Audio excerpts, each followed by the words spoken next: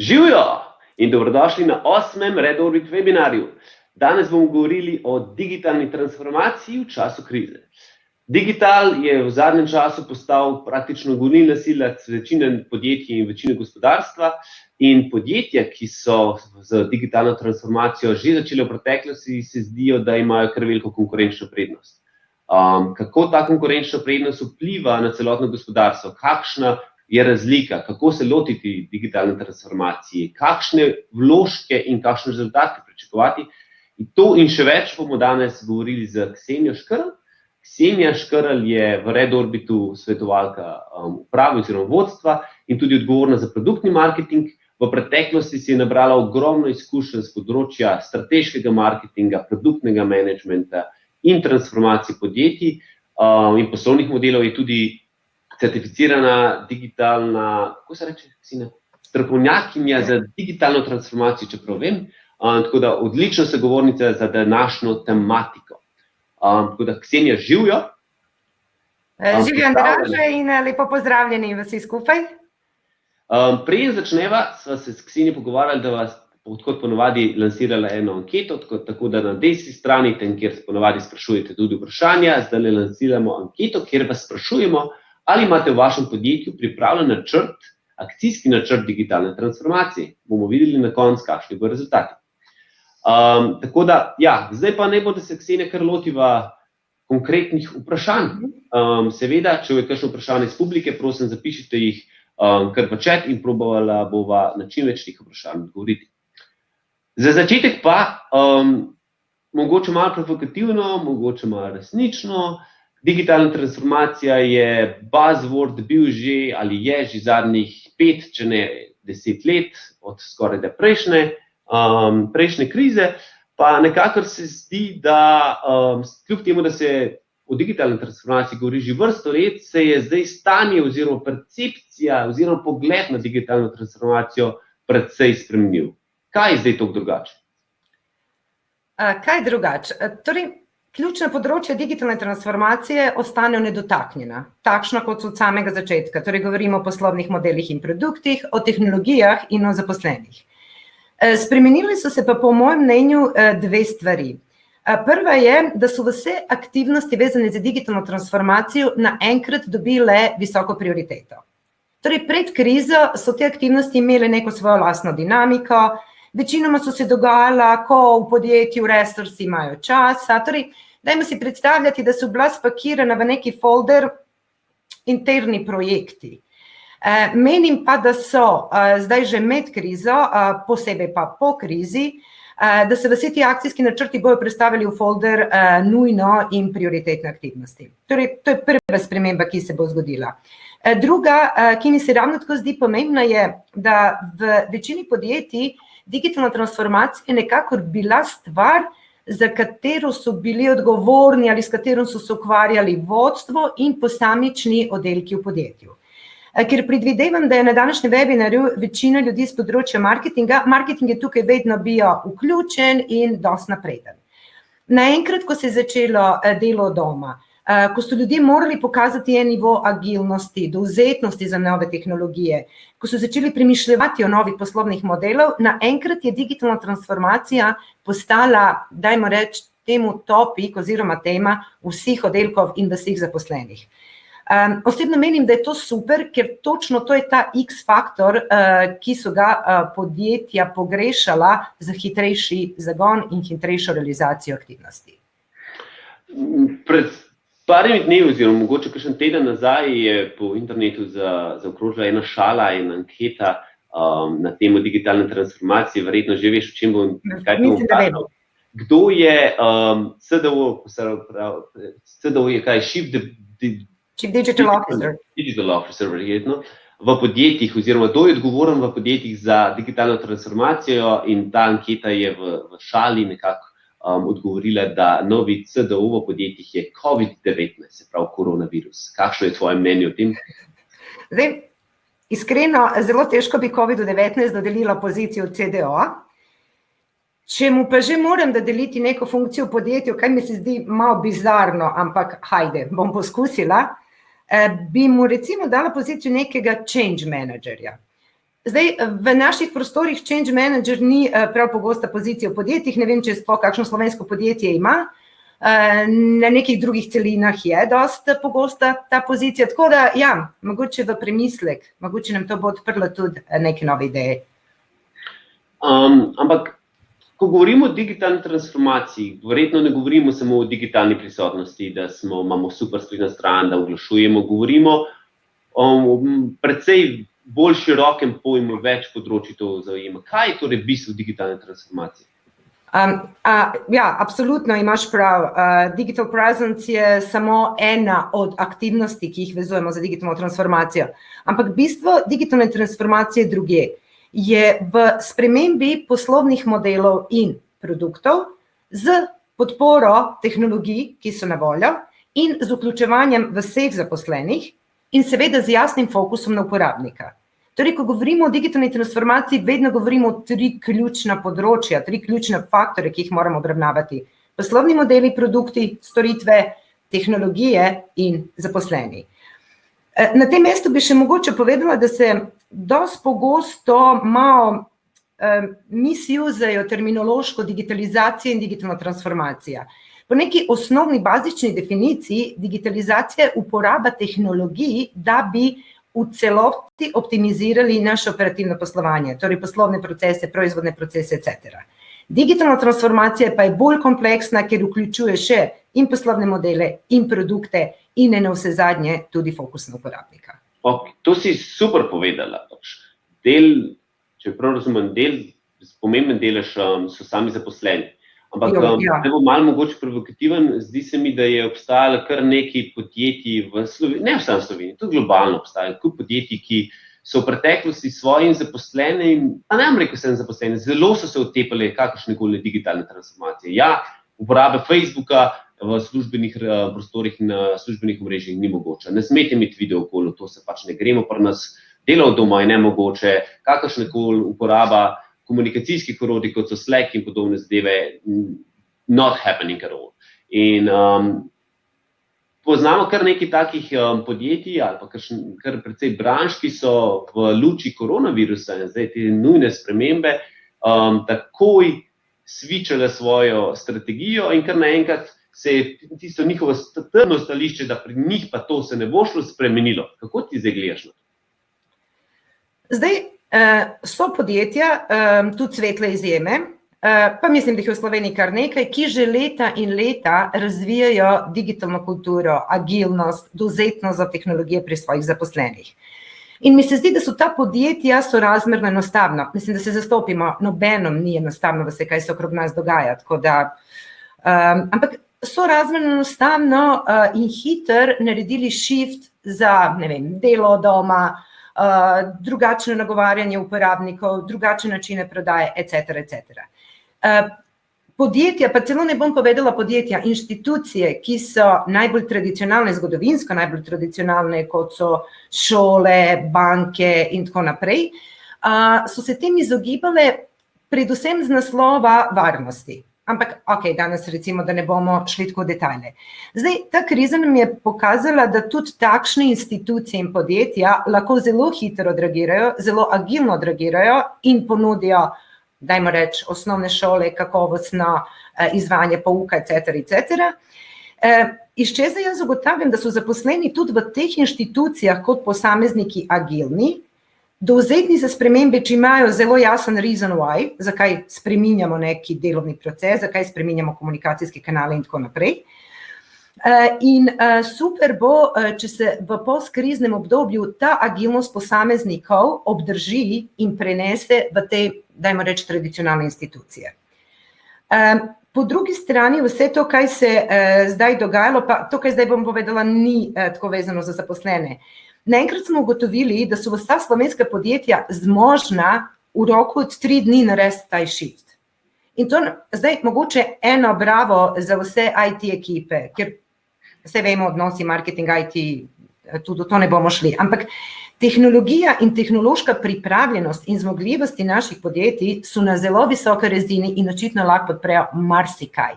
Ljudje in dovzetnost za tehnologijo smo tisti, ki mogoče to dinamiko nekoliko upočasnjujemo.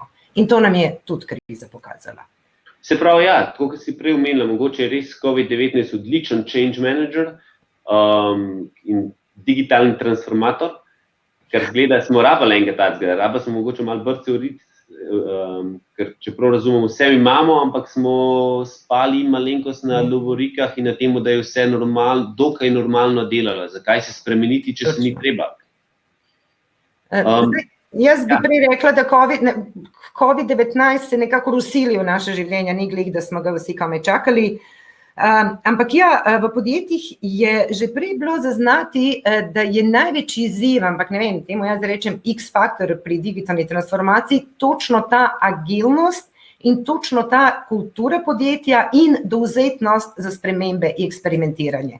In zdaj naenkrat vidimo, da so vsi naši zaposleni absolutno in pripravljeni na spremembe, in agilni, in inovativni. To je tako en lesson learned iz cele te čudne situacije. Ja, sigurno, pač vidimo, da imamo resurse, ki so taki, in vprašanje je, kaj bi lahko v preteklosti naredili, da bi to agilnost, inovativnost in pripravljenost na spremembe drugače izkoristili oziroma pripeljali na površje in da ne bi bil, kot si sama rekla, COVID-19 nujen tujek v tej enačbi, da sploh deluje. Veš kako, pri vsaki transformaciji, pri vsaki spremembi, to so, mislim, že znani postulati change managementa, je najbolj triki vprašanje, ki ga je treba skomunicirati vsem zaposlenim, zakaj delamo spremembo in zakaj spremembo delamo zdaj. In jaz ne dvomim, da so vodstva naših slovenskih podjetij, tudi ko so začeli s procesom digitalne transformacije, imeli odlično pripravljene odgovore na to vprašanje. Ampak noben odgovor zagotovo ni bil primerljiv s tem, kaj nam se zdaj zgodilo. Ker naenkrat se pojavijo reason why. In ta reason why je bil tako močan, da sploh ni bilo mogoče mu oporekati, iskati razloge, zakaj pa zdaj jaz ne bi spreminjala svoj način dela. Tako da, edino, kaj se je zgodilo, da je prišel, usilijo se, celo tako bom povedala, v naše delovne procese, v naše življenja zelo močan reason why, in ljudje so pač začeli s tem procesom sprememb. Ja, super si zdaj rekla, pač reason why, se pravi, ali podjetja, ki trenutno sploh še nimajo vzpostavljenih digitalnih prodajnih poti, rečo, da se fokusirati na to. Sem klasično podjetje, ki je delovalo tudi skoraj da popolnoma v offline svetu. Nimam vzpostavljenih prodajnih digitalnih poti, ali je zdaj pravi trenutek, da se tega lotim? Jaz bom tako povedala. Kriza je čas tudi za agilnost, omenila sem že večkrat, in hitre aktivnosti. Obenem pa je tudi čas za premislek, kaj bo jutri in kaj bomo delali jutri. Zdaj, absolutno je boljše narediti nekaj, kot ne narediti nič. In če že ni online digitalne trgovine ali spletne trgovine v podjetju, offline trgovine so pa zaprte, ja, absolutno se lahko naredi zdaj in je verjetno dobra odločitev, ampak ne pozabiti, da vse takšne stvari za sabo vlečejo še usklajenost internih procesov. In torej avtomatizacija digitalnih procesov, internih, se opravičujem, bolj pa integracija teh nekih zunanjih internih procesov, in to nas čaka. Torej, če zdaj v času krize hitimo, delamo hitre zmage in hitre aktivnosti, kar je popolnoma legitimno in popolnoma razumem, da to treba delati, ne smemo pozabiti, da enkrat, ko se vrnemo v svoje pisarne, bomo morali urediti tudi back-end procese in back-end sisteme. Mislim, na kaj konkretno mislim? Če smo mi naredili spletno trgovino in je digitalizirano samo do trenutka, ko Andraž odda naročilo za toster, potem pa nekdo na roke izdaja račun, pol pa nekdo se sprehodi, zdaj malo pretiravam seveda, do skladišča, tam poišče toster, ki si ga ti naročijo, etc. To ni dolgoročno vzdržno. Vzdržno je mogoče zdaj, ad hoc, quick win, ampak vse stvari, ki zahtevajo čas, energijo in resurse, nas potem čakajo in jih bo treba urediti za nazaj. Ni pa treba, da jih takoj uredimo. Tako kot si povedal, krize, čas za hitre akcije, torej go. Ja, tle je eno odlično vprašanje, tudi od Petri prišlo v chatu. Ksenija, imamo v Sloveniji podjetja, ki so se dobro lotile digitalne transformacije? Imaš kakšen primer dobre prakse? Mislim, obstajajo podjetja Digital First in moj, dajmo reči, priljubljeni primer digitalne transformacije in celotnega poslovnega modela v Sloveniji je nedvomno Avant2Go. Okay. Torej, cel sistem, zgodba, ki so zgradili, sharing economy, pure digital, sustainability. Torej, Avant2Go je absolutno za moje pojme in po mojem osebnem mnenju številka 1 v Sloveniji, ko govorimo o novih poslovnih modelih, o smart produktih in o povsem digitaliziranem odnosu z uporabnikom. Zdi mi se pa tudi, da nekateri telekomunikacijski operaterji so naredili fenomenalne zgodbe. Tako da, recimo, da so to neka 2 case, ki bi jih izpostavila. Zdi se mi, da je kar nekaj podjetij v preteklih letih, mesecih se že lotilo digitalne transformacije. In tiste podjetja, ki so mogoče malce dlje v procesu ali pa so ključne procese že digitalizirali, rečemo to, se zdijo, da imajo veliko konkurenčno prednost pred ostalimi in da bo ta konkurenčna prednost naredila veliko selekcijo na trgu. Če malo pogledamo, samo spletne trgovce ali pa rečemo trgovce na splošno, tisti trgovci, ki so imeli vzpostavljati, ki imajo vzpostavljeno spletno trgovino, ki so zmožni saj razmeroma dobre dostave, vemo, da dostava je v trenutni situaciji kar problematična, ampak mogoče tudi izven rok posameznih trgovcev. Tisti, ki imajo zmožnost sprejemanja naročil in dostavljanja na online, imajo nenormalno konkurenčno prednost pred vsemi, ki tega sploh nimajo, ki so zadnji mesec, zadnji 4 tedne zaprte vse njihove fizične poslovalnice. In ne govorimo samo o trgovcih, govorimo praktično o B2B sektorju, B2B podjetja, ki so že v preteklosti izkoriščali digitalne kanale, zato da so delale zaradi mene prodajne kontakte, vzpostavljale stike s potencialnimi kupcimi, imajo digitaliziran proces prodaje, lahko tudi v trenutnem situaciji načeloma operirajo, delajo dokaj normalno naprej, v primerjavi s tistimi, ki tega nimajo. Kako ti gledaš na to? Jaz mislim, da bo ta gap se bo drastično povečal in tisti, ki so imeli postavljene predhodne temelje, bojo dejansko prišli ven kot veliki zmagovalci.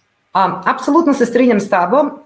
Vsi tisti, ki so imeli pripravljene digitalne kanale za prodajo, pa ne na vse zadnje, čim bolj digitaliziran supply chain so imeli lažje, so šli in grejo skozi krizo. Tako da, absolutno se strinjam, da to bo prva skupina podjetij, ki bo lažje, dajmo reči, šla skozi krizo ali pa imela manjše posledice. Je pa še ena skupina podjetij, ki jih opažam na trgu. To so podjetja, spet se bom vrnila na zaposlene, ker mislim, da so ključ v vsaki digitalni transformaciji, oziroma brez njih je nemogoče izpeljati kakršnokoli transformacijo. Podjetja, ki so ves čas spodbujala to digitalno kulturo, imela neko toleranco do napak, recimo pri inoviranju, ponavadi so te 2 stvari povezane, ki so spodbujala svoje zaposlene, da premišljujejo o novih poslovnih modelih, ta podjetja po mojem mnenju bojo druga kategorija zmagovalcev v krizi. Ker, če pogledate zdaj okrog sebe, ne vem, mislim, da je Petra prejšnji teden omenila, ne vem, frizerski salon, ki ti ponuja, da ti zmešajo barve in prinesejo na dom. Kaj pa je to? To je absolutno novi poslovni model za frizerja. Ni v celoti digitalen, zdaj pustimo stati, ampak hočem povedati, inovativnost in agilnost zaposlenih je tisto, kaj podjetju lahko pomaga premagati krizno obdobje s čim manj izzivov.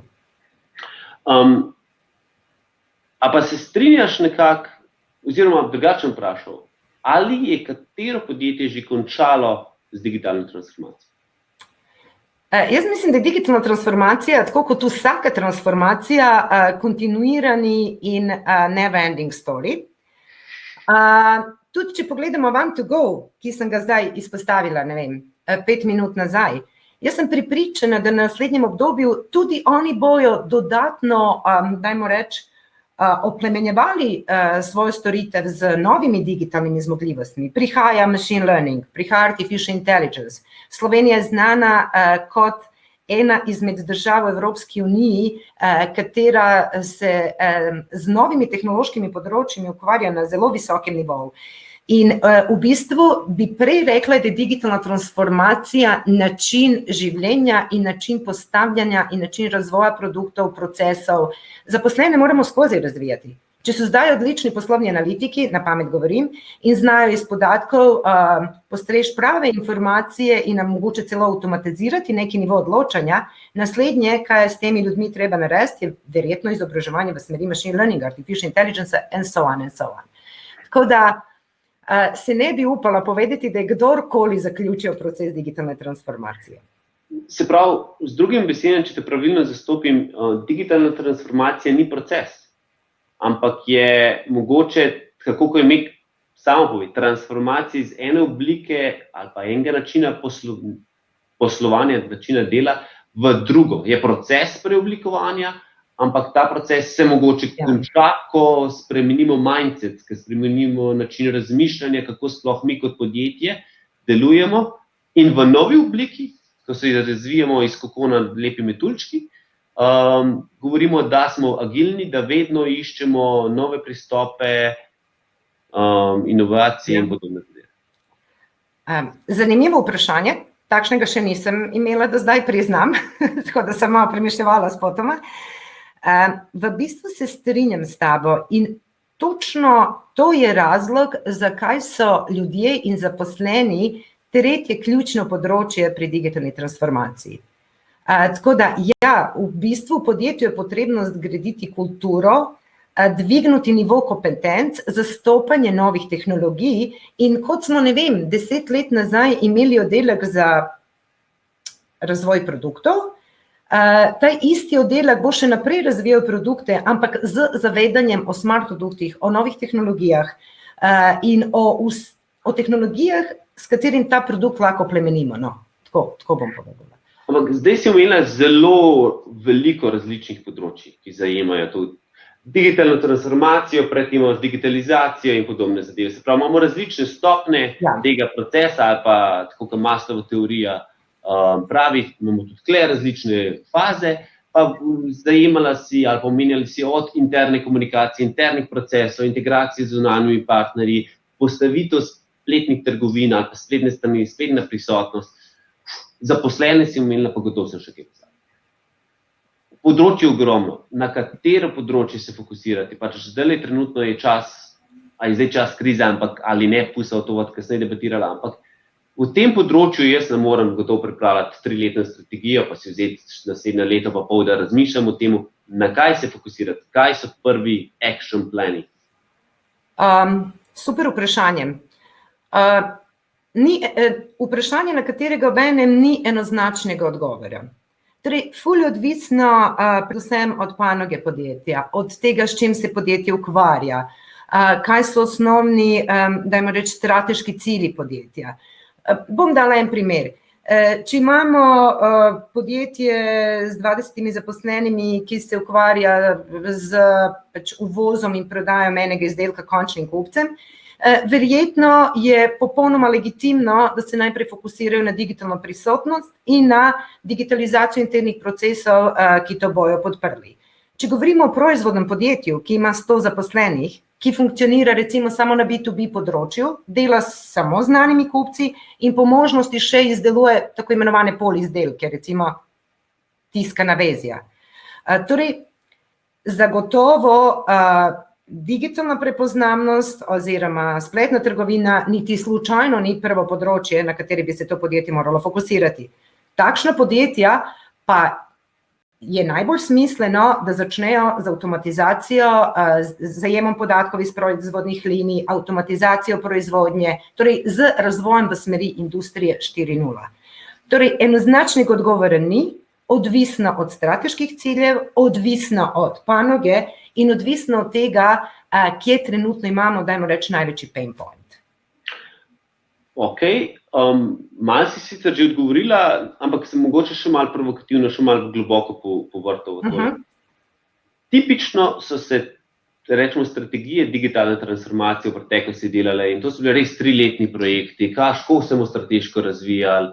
Zdaj ta nova realnost, nov čas, v katerem živimo, so se te leta spremenila v mesece, če ne mogoče v tedne. Ne govorimo več o strateškem razvoju, čeprav je strateški razvoj na dolgi rok narobe izredno pomemben, ampak iščemo tudi in potrebujemo hitre taktične rešitve. Kako se zdaj to, rečemo, da nam je jasen, če bi imel 3 leta časa, počasni razvoj, meni čisto jasen, kaj moram narediti. Moram, kot si omenila, mogoče celo proizvodov digitalizirati, postaviti procese, ampak to ponavadi tudi v trenutnem razmerih ne morem narediti v enem mesecu, ampak bo trajalo malo več časa. Kako se zdaj na to novo realnost, na novo potrebo, da jaz pa moram reagirati kot podjetje hitro, odzvati? Zdaj, določene stvari v življenju se lahko in v biznisu in v življenju lahko narediš hitro, določenih pa se ne da narediti hitro. In če nisi na ne vem, zdaj iščemo v glavi na hitro primere. Če nisi imel način, da tvoji zaposleni komunicirajo doma in da imajo digitalne sestanke, to lahko sorazmerno hitro uredimo. In to je neki quick win in tukaj ne vidim nobenega problema. Če govorimo o popolni integraciji eksternih in internih procesov, to se enostavno ne da narediti hitro. To je nekaj, kaj potrebuje svoj čas in svoje resurse. Se pa strinjam s tabo, da v kriznih časih verjetno poberemo quick wine, ampak quick wine, ki jih dejansko rabimo in ki bi nam pomagali premagati to neko krizno obdobje in se lotimo tega. Pa še enkrat bom pač poudarila, da nekatere stvari, ki so se dogajale zelo, ne bom povedala počasi, bom povedala s lastno dinamiko, so naenkrat predstavljena v bistveno višjo hitrost. Spet sem pri agilnosti in dovzetnosti za tehnologije. In menim, da praktično tudi to pomagalo, da se stvari, ki so kompleksne in ki se ne morejo narediti čez noč, pred krizo se niso dale narediti 2 leti, da jih je zdaj naenkrat bo možno narediti v bistveno krajšem obdobju. Torej, ne da se vse narediti hitro, ne glede na to, da potrebujemo quick wine. Ja, super, klele tudi eno vprašanje je odlično na to temo od Bojana prišlo. Verjetno se sedaj vsako podjetje sprašuje, kakšno digitalno zrelost ima in kaj je potrebno narediti, da se izboljša. Kakšne so vaše izkušnje, kako podjetje ocenjujejo svojo digitalno zrelost? Oziroma, na kakšen način lahko čim bolj realno ocenimo, kje smo? Zdaj, ocenjevanje, hvala za vprašanje. Je zelo okej vprašanje. Ocena digitalne zrelosti potrebno je narediti številka 1 temeljito, številka 2 zajeti vsa področja in podpodročja. Torej, še enkrat bom ponovila, spet gledamo in kulturo podjetja, in trenutno stanje poslovnih procesov in produktov, in tehnološko podporo proizvodnim in poslovnim procesom. In potem vsako to področje je idealno razdeliti še v 3 do 4 podpodročja. Tako da, ocena digitalne zrelosti je zelo kompleksna zadeva. Druga pomembna stvar, čemu se jaz pač trudim, probam izogniti se tem, da ko se delajo vprašalniki oziroma ko se ocenjuje digitalna zrelost, da se nikoli ne delajo samo s vodstvom podjetja. Sem že prej omenila, da je nekako digitalna transformacija in vse aktivnosti vezane za to bilo nekako v domeni vodstva, marketinga pa mogoče še, ne vem, data analitikov. Torej, nekih zelo omejenih poslovnih funkcij v podjetju. In včasih te poslovne funkcije imajo povsem drugačno sliko in drugačno mnenje o kulturi v podjetju, kot ostale poslovne funkcije, ki v sam proces in v aktivnosti niso vključene. Zaradi tega predlagam, da se te ocene digitalne zrelosti vedno delajo s več različnih nivojev in še tretja stvar, ki mi se zdi nujna, da se iste vprašanja ocenjujejo skozi različne funkcije podjetja. Želim reči, posebej gremo pogledati poslovne procese, proizvodne procese, finančne, ne vem, logistične, etc. Tako da, zajeti vsa področja, pametno izbrati in zajeti vsa področja, vključiti absolutno več kot eno osebo in vključiti vsa funkcionalna, kako bi temu povedala, funkcionalne dele podjetja. Super. Matjaž malo bolj globoko sprašuje tudi na to področje, pravi, nekaj odločevalcev v podjetjih, s katerimi sem govoril, se v določeni meri boji digitalne transformacije, ker se zaposleni bojijo, da bodo za transformacijo izgubili službo. Ali bojo mogli delati nekaj drugega, kar jim ni všeč. Kaj bi ti povedala na to temo? Kako k temu pristopiti? Jaz moram povedati, da razumem vprašanje, ker sem sama v nekaterih podjetjih, s katerim sem sodelovala, bila priča točno tega, da se zaposleni upirajo uporabi digitalnih tehnologij. In da 3 leta potem, ko se določeni sistem že vpelje, ti še vedno najdeš zaposlene, ki podatke vnašajo v svojo Excelico, ne pa v ERP, ali pa še hujše tisti, ki si odprintajo neko tabelo, s katero funkcionirajo že 20 let vsak dan in pol v njo vpisujejo podatke. Točno zaradi tega digitalna transformacija, še enkrat, mislim, to sem že 5-krat povedala, upam, da nisem dolgočasna, veliki poudarek daje na zaposlene. In kaj delamo? Kaj je bistvo? Bistvo je, da vsakem zaposlenem, v vsakoj poslovnej funkciji dvigujemo digitalne kompetence.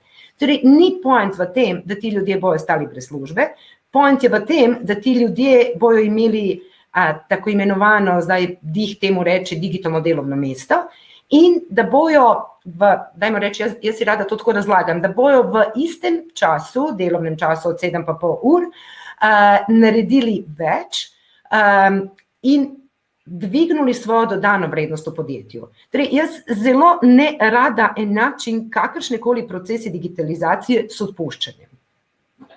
Ja, se absolutno strinjam, predvsem zadnji del odgovora se mi zdi zelo zanimiv in pomemben. Se pravi, da z digitalno transformacijo, z digitalizacijo procesov, spremembo procesov, bistveno je, da zaposlen dvigne svojo dodano vrednost. Zakaj bi on, če lahko računalnik naredi nekaj hitreje, bolj natančno od zaposlenega, zakaj bi mučil zaposlenega ali sodelavca, da naj to na roke dela? Njemu je treba, se mi zdi, razložiti, delal boš tisto delo, za katerega si bolj kvalificiran, večjo dodano vrednost verjetno prinaša v podjetju, ali pa si mogoče malo manj natrpan urnik imel.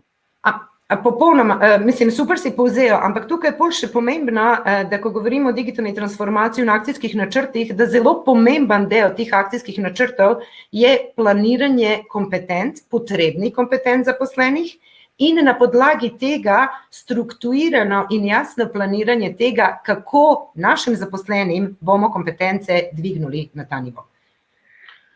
Tisti pa, dajmo reči, kadri vodilni, ki se bojijo digitalne transformacije, pa se verjetno zavedajo, da če ne digitaliziramo procese, če nimamo to neko operativno odličnost, da tudi konkurenčnost podjetja v tako nabitem konkurenčnem prostoru upada in zna biti v zelo kratkem času resničen problem za podjetje. Ja, eno področje, se pravi, je strah pred spremembami. Drugo področje, ki smo ga večkrat danes imeli, so empowerment, vključenost zaposlenih v celotni proces. Ja.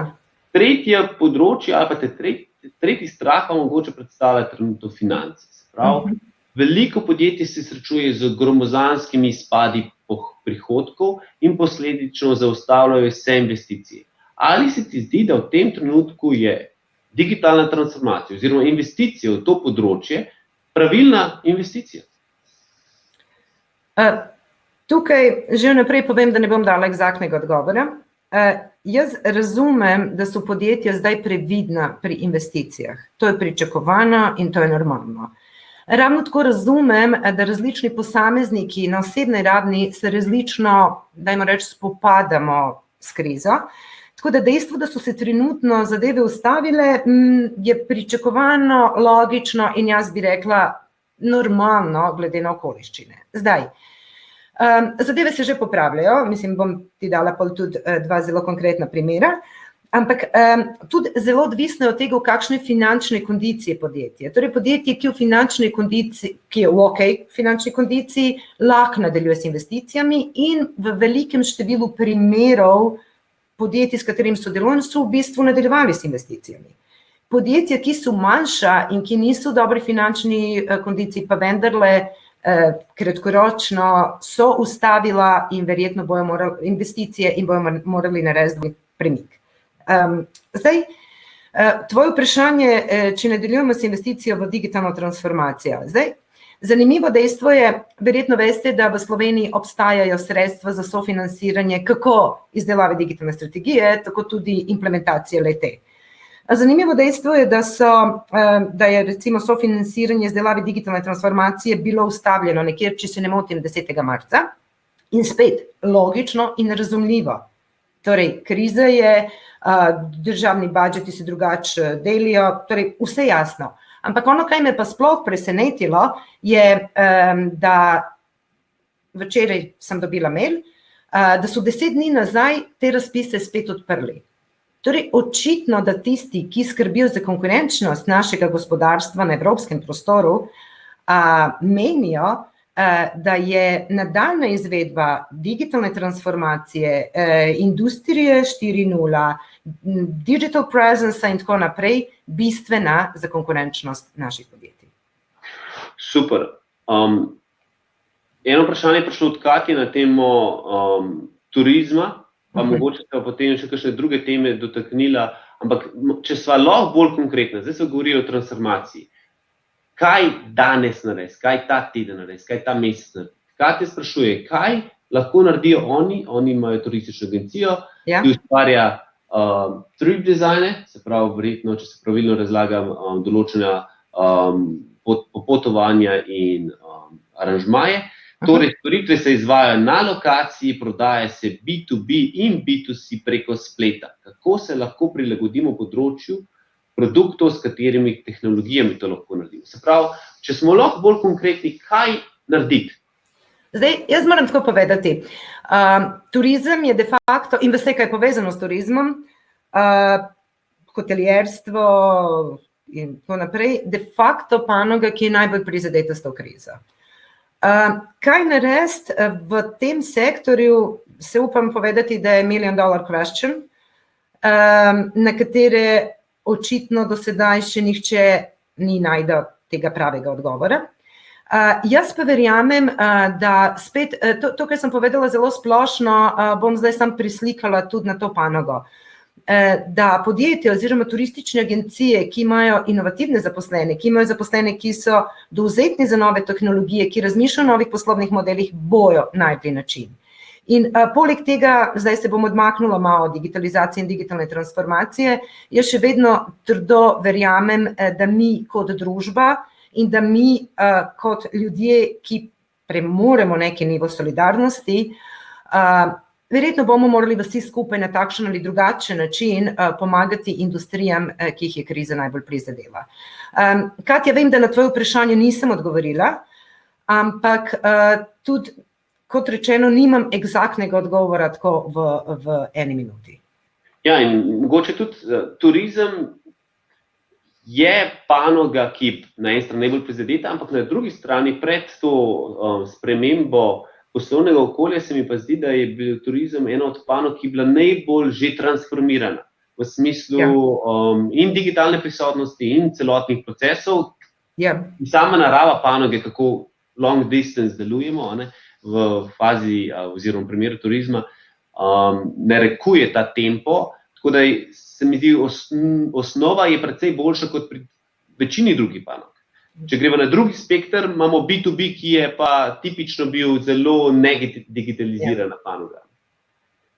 Eno vprašanje za Katjo, pa mogoče za vse, ki nas poslušajo.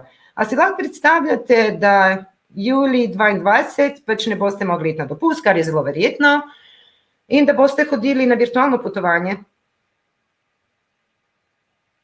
Ne. Augmented reality. Kje ste že planirali to sezono? Ja. Mogoče boste šli samo v drugi obliki. In to je verjetno, tako kot si sam rekel, zelo verjetno. Vsaj kar se tiče medcelinskih potovanj, močno dvomim, da letos poleti bomo lahko leteli. Zdaj tudi samo sebe sprašujem, če sem zelo iskrena, kako bi se počutila, če bi potovanje, ki sem ga planirala za to poletje, zamenjala s enim AR potovanjem. Ne vem, če bi ga, težko odgovorim, ampak evo, to je prva tehnologija, ki mi je prišla na misel kot odgovor na Katino vprašanje. Ok, ampak če se zdaj še vrnemo malo na B2B segment, kot sem ti prej rekel, to je mogoče industrija in segment, ki je bil najmanj digitaliziran v smislu celotnega poslovanja. Večina B2B je še smer, proizvodna, tudi drugo, ampak poslovni stiki, cel marketing, vse je temeljil zelo na sejmih, zelo je temeljil na fizični prisotnosti, tudi interni procesi, v enih seveda veliko bolj digitalizirani, veliko bolj napredni kot v drugih, pri drugih imamo še zmeri, gremo vse iz papirja na papir, pa sestanke imamo in se ena na ena pogovarjamo. Kaj lahko B2B podjetje danes naredi za to, da se vsaj malo začne premikati proti digitalnemu okolju, oziroma da malo tega, ki je imel prej nekako razvito v offline svetu, prenesen v digitalno okolje? Jaz se ne morem popolnoma strinjati s tabo, da so B2B podjetja bila za B2C podjetjih. Torej, veliko jih je dobro razvilo pač svoje poslovne procese, mogoče pa so se manj ukvarjali s stvarmi, ki so na zunaj vidne. Okay. Ker si sama menijo prav pač digitalno oglaševanje pa spletna prodaja. B2B podjetja so precej delala recimo na digitalizaciji supply chaina in na avtomatizaciji le-tega. In če sem zelo iskrena, eno vprašanje, ki si ga pred kratkim postavil, je tudi bilo, kje se fokusirati. Pa smo zdaj tudi prišli do tega. In podjetja, ki so se tega lotila, so naredili fenomenalno veliko stvar. In bi celo rekla, da so se pametno odločila, da najprej digitalizirajo svoje supply chaine, pa se šele potem mogoče ukvarjajo z nekim pač digitalnim prezensom na spletu. Zdaj, tudi omenijo si sajme, osebne stike in tako naprej, se zavedamo, da tega ni. Zavedamo se tudi, da tega še en lep čas verjetno ne bo. Kar pomeni, da B2B podjetja zdaj verjetno bodo morala preusmeriti svoj fokus na digitalne komunikacijske kanale. In jaz ne dvomim, da se to bo zgodilo. Ker tisto, kar se bo zgodilo tudi v bistvu s akcijskimi načrti, ki so pripravljeni za izvedbo digitalne transformacije, da se le-ti bojo revidirali in da verjetno določene stvari pri določenih tipih podjetjih bojo dobili višjo prioriteto, kot so imeli pred krizo. Ok. A pa bi lahko počasno mogla zaključiti še par zaključnih misli mogoče, no? A misliš, da bi lahko rekli, da je digitalizacija skoraj da nujna za preživetje? Ja, absolutno. Mislim, digitalizacija, pa če zdaj ne govorimo o digitalni transformaciji, samo o operativni odličnosti in digitalizaciji, je nujna za konkurenčnost podjetja v današnjem poslovnem okolju. In jaz mislim, da kdo se tega do te točke še ne zaveda, je vprašanje, če že ni prepozno. Kaj pa vse to za seboj potegne, predvsem v mislih časovne in finančne vložke? Kaj mu pričakovati glede tega? Veš kaj, zelo odvisno je, kaj so podjetja delala v preteklih parih letih. Če podjetje prejšnja 3 ali 4 leta konstantno investiralo informacijske sisteme v povezljivost, interna omrežja, avtomatizacijo, business intelligence in tako naprej, zato podjetje v bistvu se ne bo nič bistvenega glede investicij spremenilo. Bojo nadaljevali z isto dinamiko investicij še naslednjih par let. Zdaj govorimo o digitalizaciji, da se zastopimo, ne o poslovnih modelih in tako naprej. Podjetja, ki v pretekla 3-4 leta niso investirala nič v omenjene zadeve, pa bojim se, da bo treba poplačati za nazaj, ker moraš začeti, ti moraš najprej zajeti podatke, da bi jih obdeloval, ti moraš imeti interno mreže, da bi te podatke nekamor prenašal, etc. Torej, tukaj ni preskakovanja, tukaj se točno ve, kakšna je pot povezljivosti, informatizacije, pač nabiranja podatkov, etc. Tako da, good news za tiste, ki ste vlagali ves čas, je, da vlaganja verjetno se bo nadaljevala z isto dinamiko. Super. Prej zaključiva, še par vprašanj imamo od Katje, od Urše, od Slađane.